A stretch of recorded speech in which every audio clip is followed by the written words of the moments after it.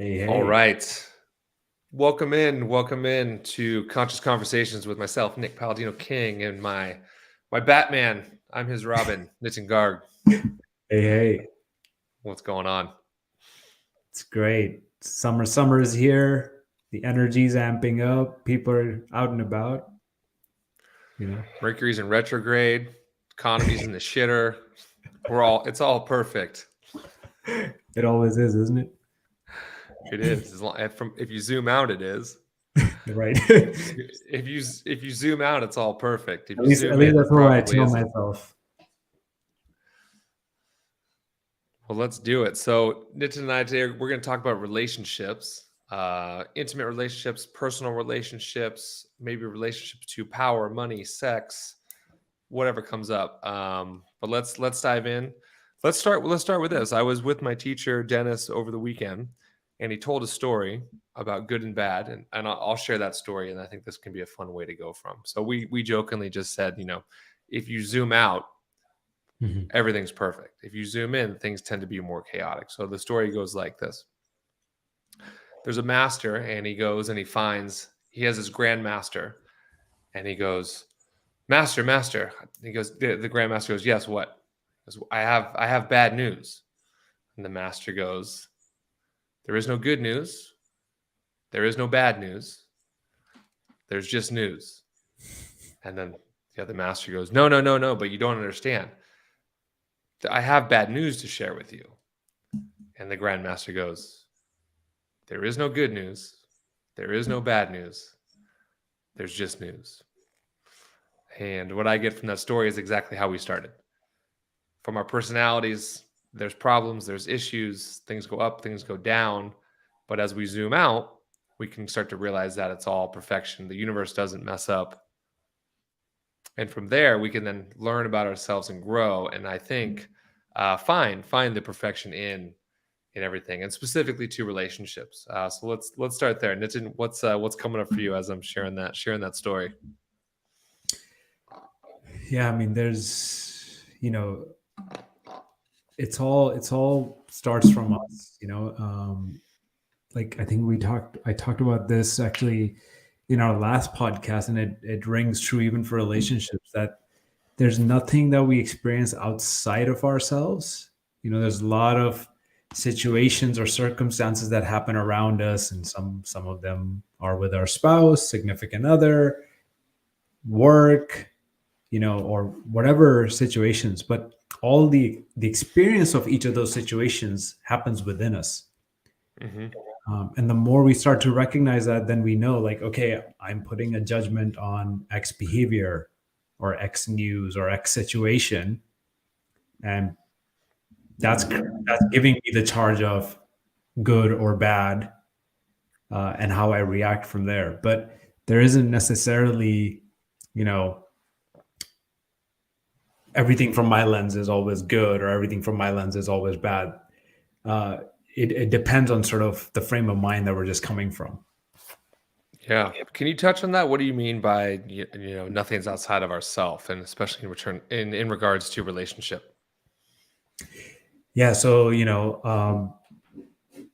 always a constant work in progress for me as well, like many of us. But, when I say, for example, you get in some kind of a minor argument with your spouse, um, and often those couldn't happen on some of the most trivial matters, you Mm-hmm. know. Sometimes you look back and say, like, man, why did we argue about that and make it such a big deal? But it's not. So it's important to recognize that it wasn't necessarily even the topic, because it was so trivial, but there was something you were already feeling within yourself. There's something else that had built up, that probably built up a tension within you, that when that small thing occurred, it just all came out. And then, based on what the exchange was, what kind of words were exchanged and what tone, determined the outcome of that particular situation. Yeah, I But had it I was had that in probably my already, notes. yeah, I was gonna Go say, ahead. but it was already all probably within you. It's just that, like, some little thing triggered it, and all of a sudden it gave you this opportunity to express yourself, depending on how we express ourselves. determine that situation. Yeah, remembering there's no good, there's no bad. There's just how you express yourself. And I actually had that in my notes of, you know, it's never about the thing, is what I wrote down when we were thinking about talking about relationship. And people go, "What do you mean?" Well, like, let's take the dishes for example. Dishes are a great teacher in relationship. The argument isn't about the dishes, right? Even if the person never does their dishes, the argument isn't about the dishes. The dishes are simply being the dishes. They're sitting there, either dirty or clean, doing their job. And what they can do from a spiritual lens is they can show us where the work is in relationship. Why is the person not cleaning the dishes, right? Are they lazy? Are they stubborn? Do they feel like they don't have to? Do they feel like that's their partner's job? Or their female, male gender dynamics going on, right? The person who's upset about the dishes not being clean, what's their piece? What do they own? Why can't they just do the dishes, right? Why do the dishes need to be done right now? Why can't they be done tomorrow? Mm-hmm. Yeah, what's Is driving one the dish in the feeling? sink okay? Is 10 dishes in the sink too many? And this is where we start to look at everything and go, oh, it's not about the dishes. The dishes end up being the perfect teacher in the moment for the opportunity, as you said, for the information to come out for us to learn and grow. And if you can remember, if we can remember that it's not about the dishes, and in this sense, the dishes are the metaphor, whatever it is that's coming up, is it money in the relationship? Is it power? Is it sex? Is it the kids? Is it I'm doing 10 chores, you're only doing 5? Mm-hmm. These are the things that we can start to look at Yeah, and it's truly about understand being what's fair. my relationship to the dishes? What's my relationship to not doing the dishes? And from there, how do we grow? I mean, weren't you in the yoga room that one time where I told everyone not to do the dishes? Were you in that training? I don't think I was in that one, but I remember when we were talking about, for example, even similar to the dishes, I had this thing around keeping order, keeping cleanliness, and not having too much clutter. And we In did a your similar house? thing, which was like, yeah, which was like, hey, why don't you stop? Don't bother with the clutter for 2 weeks, because it's actually your relationship with the clutter that's then leading to an argument. Hmm. But tell us the dishes example that you were just going on. Well, the dishes one's a great one, right? Because it has a lot of depth to it. We've all had roommates that someone doesn't do the dishes. We've had partners where someone always does, and the depth to it is really powerful. So, one complaint, this was in a yoga teacher training, I think 4 or 5 years ago, and it was all women in the room. I was the only man, which creates some different dynamics too, obviously. And one of the women was complaining that she always cleans the dishes. It's only her. Her husband never cleans the dishes. The kids never clean the dishes. So I said to her, as homework, I said, "You are no longer allowed to clean the dishes." Mm-hmm. And you might have, if you were in the room, it felt like I told her to go kill her cat or something like that. She was offended. The other women in the room were offended. And it was a great teaching moment of look how much power the dishes have over you. Look how much power the dishes have over the relationship. And the technique here, it's not for the person to not do the dishes, it's for them to learn that they have a choice to do the dishes or not. It's also to learn that by not doing the dishes, the partner might start to actually realize how much they're not contributing to the balance of the relationship. Yeah. And now the key to this technique is if you're going to do it, and it could be dishes, it could be clutter, it could be something with the kids, it doesn't matter. If you're going to do this technique, you have to see it all the way through, right? And this is what we did with Unitin, right? It was okay, the dishes are there for one day, and the person's going to start going freaking out because now it's going to start to trigger their other stuff of perfection, like you said, of cleanliness being less than, of tidiness to being better than. And now the person's really got to start to sit with these internal emotions, their relationship. Oh my God, who's really driving the bus right now? Is it me or is it the dishes? And people will start to find out very quickly that it's the dishes that are in charge, not the person. So the technique is after 24 hours, when you start freaking out and you start going, oh my God, the house is a mess. This is shambles. What would mom think? What would dad think? whatever's in there, don't clean the dishes, right? And then your partner's going to add on, and again, I'm using quotation marks here, dishes. Partner's going to add in more dishes. And then this is where you really find out what you're made of. Can you go 2 days without cleaning the dishes? Can you go 3 days without cleaning the dishes? And Nitin's laughing because he did this technique. Can you go a week without cleaning the dishes? And this is where you really start to find out what you're made of.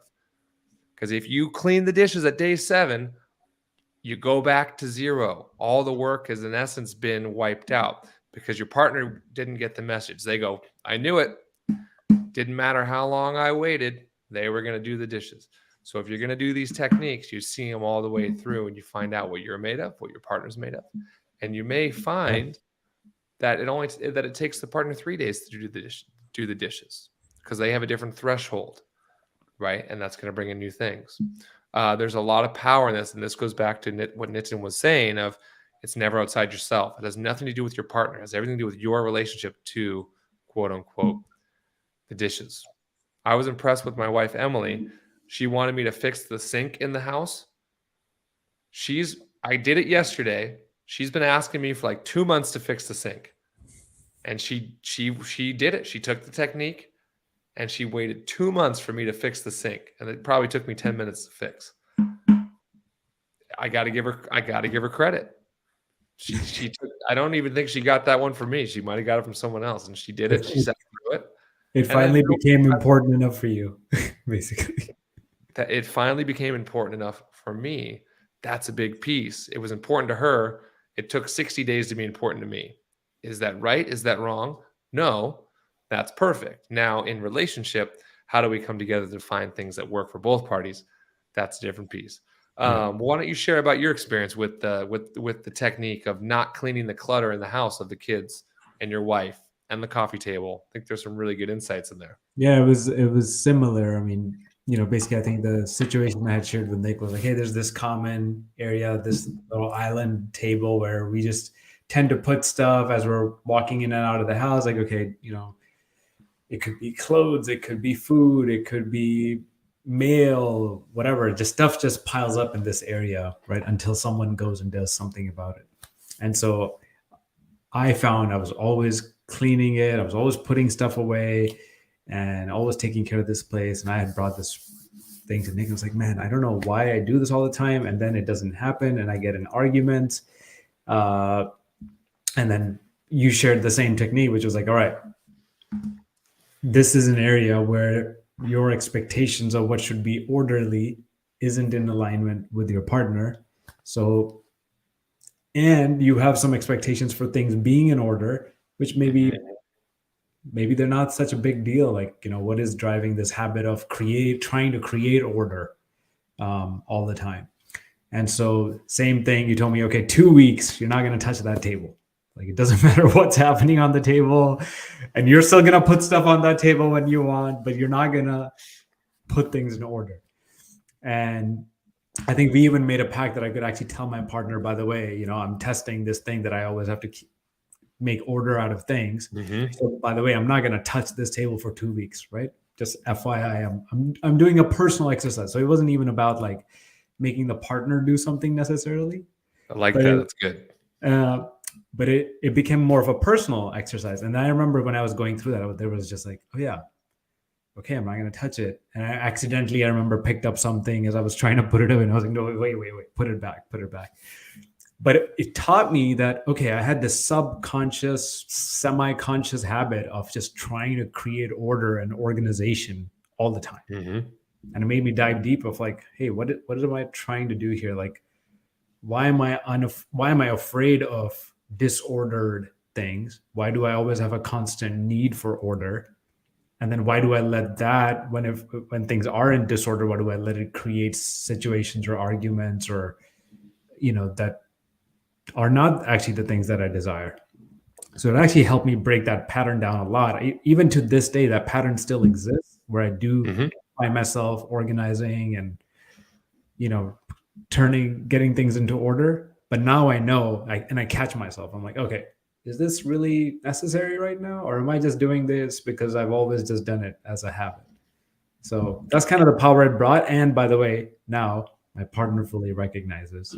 She knows, Prerna knows that it's like, all right, this table is getting a little messy. Let's actually just take care of it. And she'll actually say herself, she's like, hey, don't worry about that table. I'll do it in 2 hours, you know? Very So cool. So now there's a piece because you brought the awareness to yourself and shared it with your partner, even that piece of, hey, I'm doing a personal thing. So then she knows she's safe. Now that she has the awareness that that triggers you, it sounds to me like now your partner is an active participant in that to take care of you. yeah, That's that's powerful. And then, that was. this is where you understand too. We've done the healthy relationship wheel before. And if anyone doesn't know what that is, that's you got you at the center and there's like 8 spokes. And there's, money, there's finances, there's work, there's fun, there's intimacy, there's health, um, there's maybe spirituality. And all of those we have a different relationship to, right? Every single one. But this is where we understand that when we're doing self work, we're not doing work on one aspect of ourselves. It doesn't work like that. We're doing work on the whole person. Or when we're coaching the whole person. So as Nitin changed that piece in himself, and just tell me if I'm wrong here, as you realize that control and order were driving you, once you saw that, you're then able to see how that's controlling your health. You're able to see how it's controlling you as a manager, as a father, Mhm. as a spouse, right? As a son, all these different things. And you go, whoa, now because I understood one piece of me at a deeper level, my whole reality changed. Because when you change, your relationship to everything changes. Yeah. This is why it's not that hard to change the world. All you have to do is bring awareness to yourself, change your relationship to yourself, and your relationship to the world changes. Um, that's very simple. Maybe that's not easy, but Yeah. that's how we transform. And someone goes, Nitin, I don't know what you're doing, but you're just showing up easier. You're in more flow. You seem happier. You seem, like you're letting more people interact, more people engage. And then you're going, yeah, I didn't clean my coffee table for 2 weeks. And they're going to look at you like you're fucking crazy. It transformed me completely. This, it was a magic coffee table. That's the You- power of things in our relationship to them. yeah. Remembering it's never about the thing, it's about your relationship to the thing. Yeah. And it's like, and I guess part of it is now, observing yourself. So, that was one piece of my sort of behavior that I became aware of. And now, over time, you start to recognize other patterns of your own behavior. It's like, okay, when my son does X, I tend to react in this way. Or when we have to go to an event, or there's something that like we have to be someplace by X time, and if I'm running 5 minutes late, I tend to react this way. You start to Mhm. notice all the behaviors slowly, and then you say, okay, well, do I want to continue to, whatever behavior I was doing, and react in that way, and it creates, you know, usually an undesired outcome of not feeling great about, how you ended up going towards an event that you were actually looking forward to, or Mhm. or how you handle a certain situation. You start to notice your own behaviors, and I guess I wonder how you would talk about that, Nick, which is this sort of power of observing oneself. I know we talked about, we have this term called witness consciousness, which is observing yourselves from a third person point of view. And maybe even within relationships, observing ourselves first, noticing our own behavior before we start to put blame on the other person. Because that's what often people are like, no, no, nothing's wrong with me. It's really that other person that said or did XYZ. Mhm. Only if they hadn't done X, Y, or Z, everything would be perfectly fine. It's a great question. It goes back to your original piece of it's never outside yourself. Yeah. Everyone around, every person, place, and thing around you is behaving just as they are supposed to be behaving. This is where you hear someone say, "Oh, they didn't put the button there, they just pushed it." Right? It's your button. It's my button. So if my button gets pushed, that's my responsibility to deal with it. If my button doesn't get pushed, then that's how I can sit back and go, oh, that's called growth. Yesterday, that button was pretty hot, and if someone pushed it, I got triggered. Mhm. Today, when they pushed it, I didn't get triggered. Either one, I'm in a better space today than I was yesterday, which is possible. Or two, I saw the behavior. So this is how we start to work on ourselves. It starts with awareness. You can't change a habit before you know there's a habit. That's a quote from my teacher, Dennis. Once I'm aware I have a habit, now I can start to see it and start to witness it, just as you were talking about. So now you know you like to be in control, you like things to be on time, right? Even when you were talking about time, you started to use the word have to. So now you, oh, I think that time has control over me because obviously I have to be on time in Mhm. order to be good, whatever the program is. Now you're aware of it. Now I'm aware of it. Once I'm aware of it, now I can start to see it. And this doesn't mean that I change it, by the way, because change takes time. Transformation takes time. But now I go, oh, you know what? That thing that Nitin saw me do or helped me see in a coaching session, yesterday I was unaware of it. And then I go, holy shit, I just did it. Right. And then I might ask a friend or ask a coworker, ask my parent, and I say, hey, I realize that I do this thing. What do you think? They go, oh yeah, you do it all the time. And you might start to go, how did I not know this? How did I miss this? Well, you're not ready to see things until you're ready to see things. And then once you start to see it once, twice, 5 times, 10 times, then you go, oh, that's my habit. So when I'm late, what's my habit? My habit is if I'm late, I get upset. So now when you're late, before you get upset, guess what? You have awareness and you can start to witness it and then decide, am I going to let this habit of being late control me? Or am I going to see that I'm late and accept it? Wow. And now maybe one time I do that. Holy crap. I was late and I didn't get upset. I've never done that before. That was new. Maybe next time I'm late, I get upset again. Why? Because it's a new habit. I'm retraining myself Mhm. to upgrade my habits. But now I know it's just like in the gym. If I can do it once, I can do it again. And if I can do one push up, well, eventually I'm going to be able to do 10 push ups. If I cannot get upset one time with my kids or my wife or myself, then I can do it again.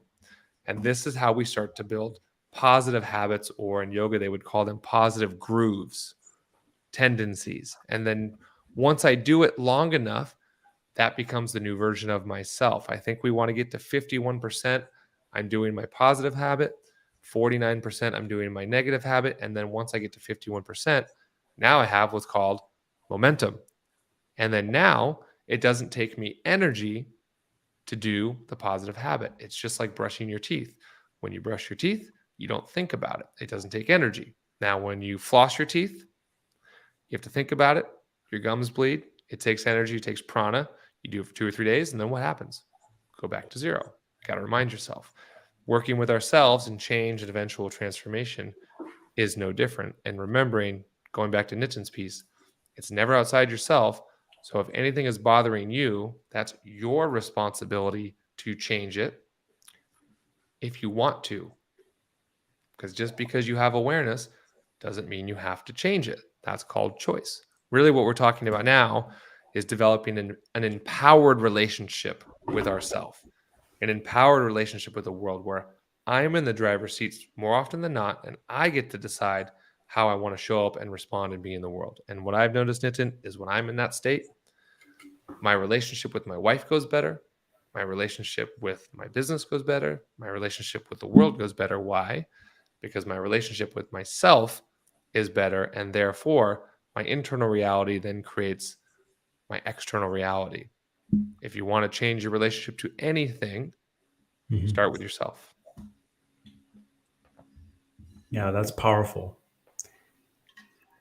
And also gives you, lots of ownership, that it's not, you don't have to rely on some external situation to change or the person to change, in order to change at least the state of things to some degree, right? Of course, if you're stuck in an abusive relationship or something like that, there's not, yes, you can still control your own reactions and how you participate in that situation. Hmm.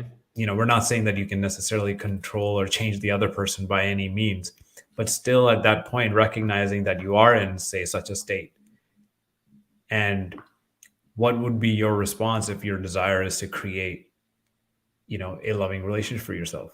Maybe you have to, Hmm. evaluate whether the person you're with is even the right person. And are they actually willing to then acknowledge that they're showing up in a certain way? And are they willing to make any, are they willing to take a look at themselves just like you would be taking a look at yourself, right? If you're Hmm. conscious enough of the situation. Because I'll often, it could start with something small. I mean, frankly, I think one of the biggest things I see is actually just a failure to communicate. And it's not that maybe we don't necessarily communicate. People talk, but whether they really hear each other, and whether they actually hear each other in a way that facilitates a productive conversation, uh, Hmm. so that you can actually get to connect, because your tone, the choice of words you use to communicate.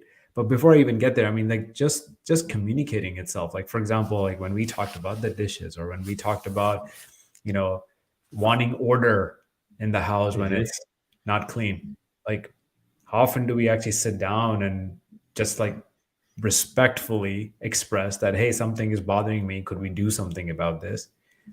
And then actually, like, form a plan of, like, all right, if it's not your priority list and it is something that bothers me, how do we want to handle this? Hmm. Because at the end of the day, you're still trying to create a healthy, fun relationship. If we let all these little things really add up, what I think you find over time is, like, the love in the relationship gets destroyed. That the intimacy doesn't have a chance to occur because we've let all these little things sort of encroach upon. And there are lessons being offered to us to be able to, like, from a spiritual life perspective, these are all little lessons being offered for, so that we would actually step up and change ourselves, and change the dynamic of the relationship, so intimacy and love actually has a chance to actually flourish. um, Totally.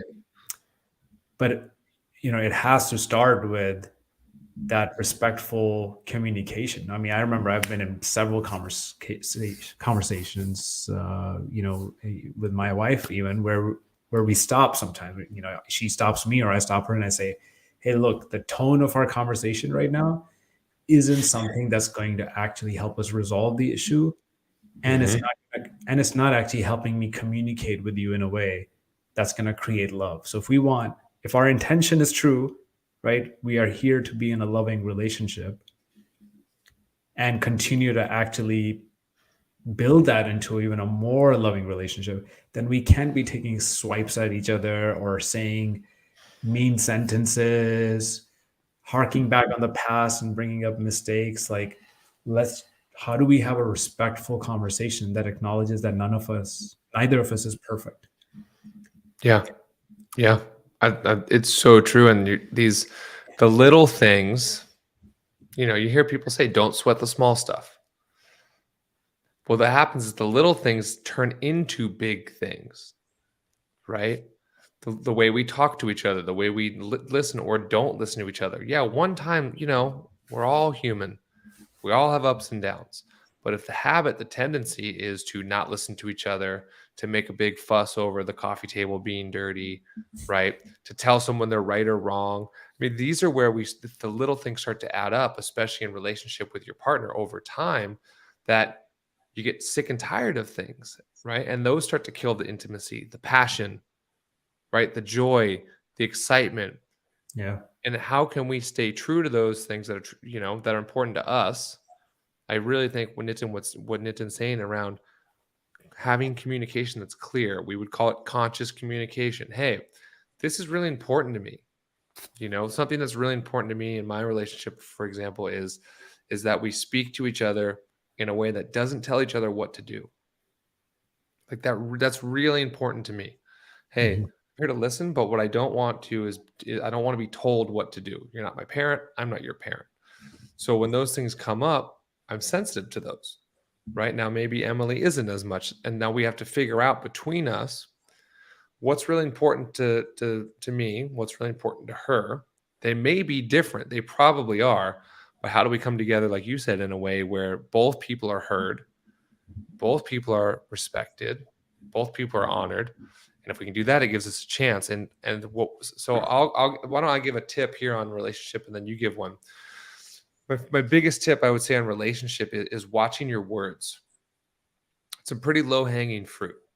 Okay, so there is when we're talking about conscious communication, there's what I'm saying, and then there's what Nitin is hearing right now in this conversation.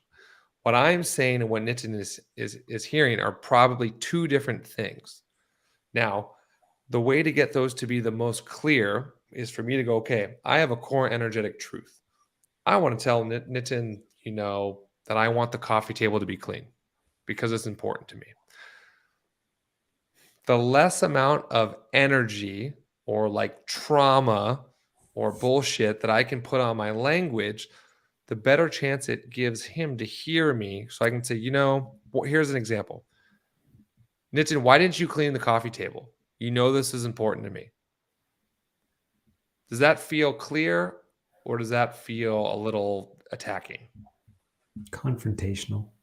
Confrontational.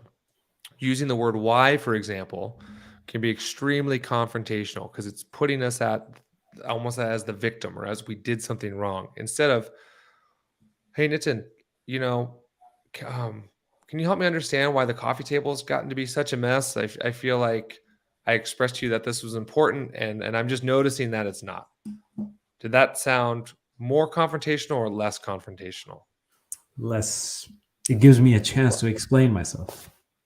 You could have said, oh, I had my friends over and we had a pizza party and I totally forgot to clean it and I'm sorry. Yep. And case over. I'll do it right now. So the cleaner I can be in my communication to Nitin by not using words like have to, need to, must, should, shouldn't. Those are killers. You shouldn't let the table get this dirty. I'm telling Nitin that he's wrong. I'm putting him in a place of less than and myself in a place of greater than. I told you to do this. You have to do this. You don't have to do anything if you've been listening to our podcast. It's called choice. The cleaner you can make your language, the more your energetic truth is going to be heard and landed in a clear way that gives the person a chance to respond. And what I find is that if I don't feel like I'm being attacked, I respond so much better and I'm much more willing to do things than if I feel like I'm being put into a corner. Yeah, that's my ego. Mm-hmm. And I think a lot of us feel that way. So for Nitin, for you, what would be a hot tip in terms of making a relationship healthier, happier, more passionate? What do you guys focus on in yours? I mean, where I'm actually, what I feel has actually literally changed some big dynamics is when you do hear the other person expressing something like what, the example you were just giving, Nick, and it could be anything, right? Your spouse is expressing something. Just listen and don't respond right away. Like, first, actually just focus on, did I understand them correctly? Mm-hmm. And if it feels like that your response is going to come from like a place of judgment and it's going to be like, almost the response itself might be accusatory, like catching yourself to say like, okay, what's the intention here? Like, she's communicating something to me that's important to her. Did I understand her? And now we just want, either address the situation or take care of it or take care of whatever wasn't done or should have been done or whatever, but in a way that preserves the love in the relationship.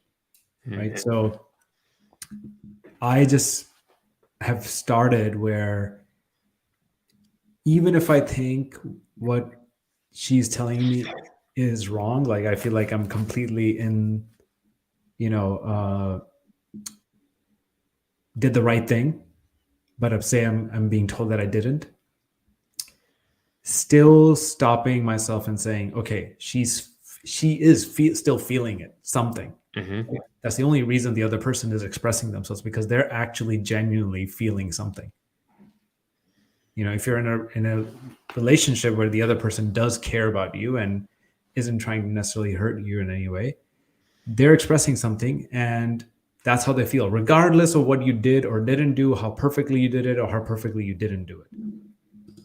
So Yep. when we hear them and hear their concern fully and don't try to just defend ourselves, then you can create a space for some open communication to say, like, oh, I'm sorry, you know, you feel this way, or I'm sorry this didn't come across the right way. Here was my intention. Here's what I was trying to do. Mm-hmm. And if it didn't come across the right way, my bad. We can change that going forward. In fact, funny enough, it's been about an hour, but I literally had this conversation even coming into this podcast about relationships. And I was like, here's a reminder, because if I would have reacted in that situation, right, I would Mm-hmm. have brought in a completely different energy even into this recording. But it reminded me, oh, yeah, we're going to talk about relationships. It's really important to listen to the other person, regardless of how right you think you may be. There is no good news. There is no bad news. There's just There's only news. news. And what I like what you're talking about now is kind of like the first piece that I put in about here's how I'm communicating. The piece that you just now added was okay, when I'm communicated to, even in a way that I don't like, can I take a breath? Can I create some space? And can I not respond from a state of defensiveness or feeling right or feeling wrong? Like really coming from a state of neutrality, the best that we can. And the closer we are to people, the harder this gets usually, which is why if you really want to learn and grow and understand yourself, marriage is a great container because Oh yeah. it's probably the biggest mirror that we have access to. Not making marriage right, not making it wrong. You want to learn and grow and have a mirror, great container. If that's not what you're into, if you're into having fun, feeling free, living by this, flying by the seat of your pants, maybe marriage isn't the one for you right now. That's okay. So to add on, if I speak my truth in a way that's received well by Nitin, right?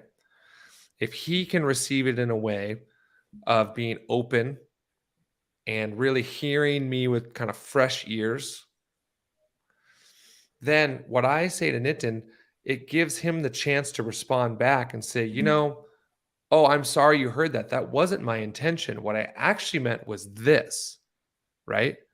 I know I said that, but what I meant was this.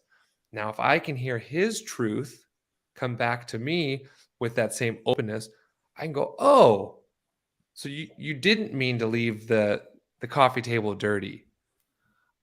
You heard me and you just totally forgot. Yeah. And then now there's nothing to argue about. There's nothing to fight about. There's no struggle over power or resources.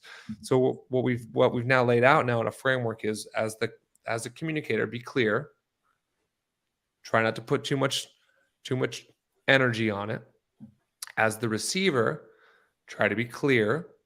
Try to stay open. Try to stay neutral. Don't be defensive.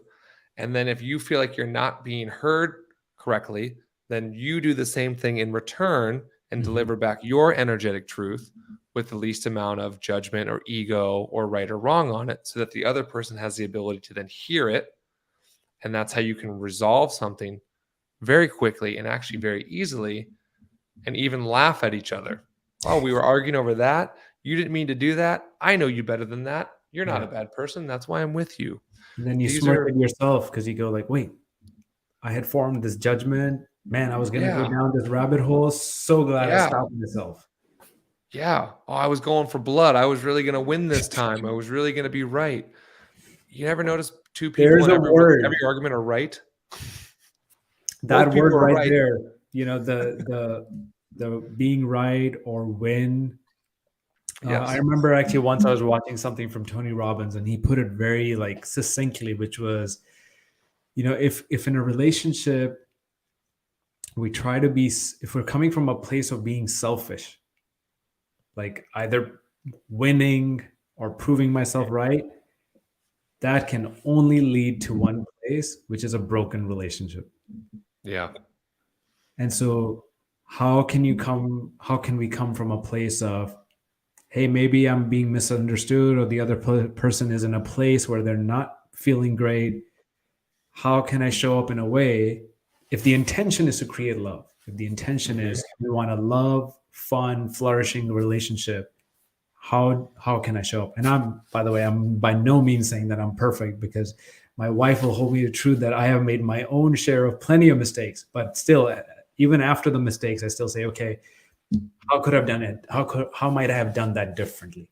Right? If I do screw up, man, how might I do that differently in the future so I can preserve and create love? We want to go for the win-win, right? You're right. Combative, or trying to win, or trying to dominate, or trying to be right. That's only going to that's only going to create duality. If I'm right, that means Nitin's got to be wrong. That's not going to create a conscious relationship, conscious communication. It's not going to create a win-win. It's going to create a lose-lose, really, because now what? I feel better because I made you feel worse. That's ego.